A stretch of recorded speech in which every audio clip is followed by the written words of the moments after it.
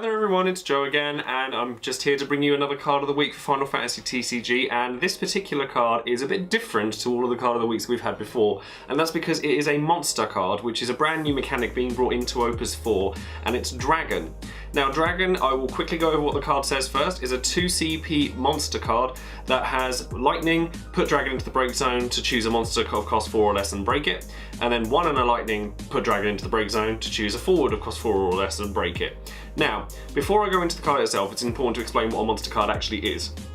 The best way to explain it is that it's kind of like an artifact in Magic the Gathering, in that it plays like a backup, but it doesn't take up any of your backup spaces. It's kind of just sits to the side and has abilities that you can trigger whenever you need to. So kind of,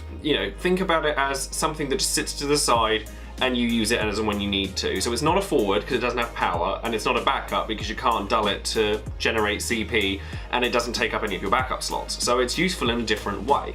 Now Dragon in particular is a really powerful monster, and it was one of the first ones spoiled. So one of the other things to bear in mind is that monsters don't suffer from summoning sickness, so if they have abilities that dull them, you can use them straight away. If they become, there's another one that was spoiled fairly recently, which was Bomb, which can become a forward on the turn that it comes out, but when it turns into a forward, it can't attack the turn that it's come out because it then follows forwards rules instead of monsters ones. Now, Dragon, I reckon, is going to be a very prominent part of a lot of Lightning decks coming forward because it's essentially Odin, but better.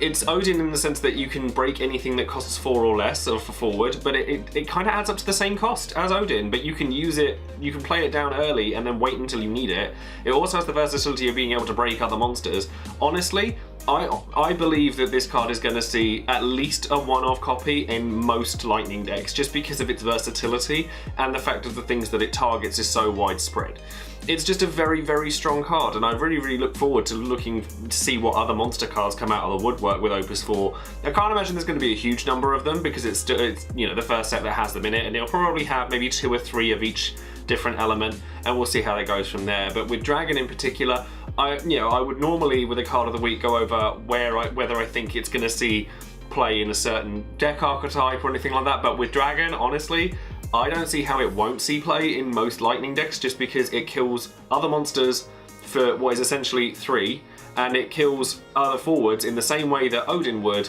for the same cost as Odin. So I don't see how this card won't see play. The only reason to play Odin over this card at this point, in my opinion, is the fact that you can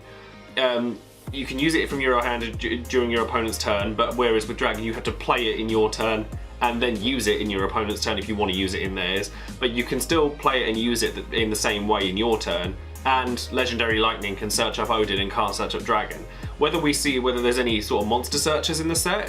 remains to be seen, but I thought it was just a great card to highlight, mainly because a lot of people seemed quite confused about how monsters worked, and I wanted to make sure that everyone was clear on that. I've spoken to, some of the guys that produce the game and things like that, because I wanted to be absolutely certain of how these things worked. So you can take everything that I've said here hopefully as gospel, and if I've got anything wrong I do apologise, but I'm pretty sure that I haven't. But that's it for this week's card of the week, and as with last week's Opus 4 spoiler, this week was one as well, and hopefully I'll be able to bring some more to you in the coming weeks before Opus 4's eventual release. So thank you very much for watching, and subscribe to the channel, don't forget to do that, leave a thumbs up on the video, and I'll speak to you guys soon. See you later.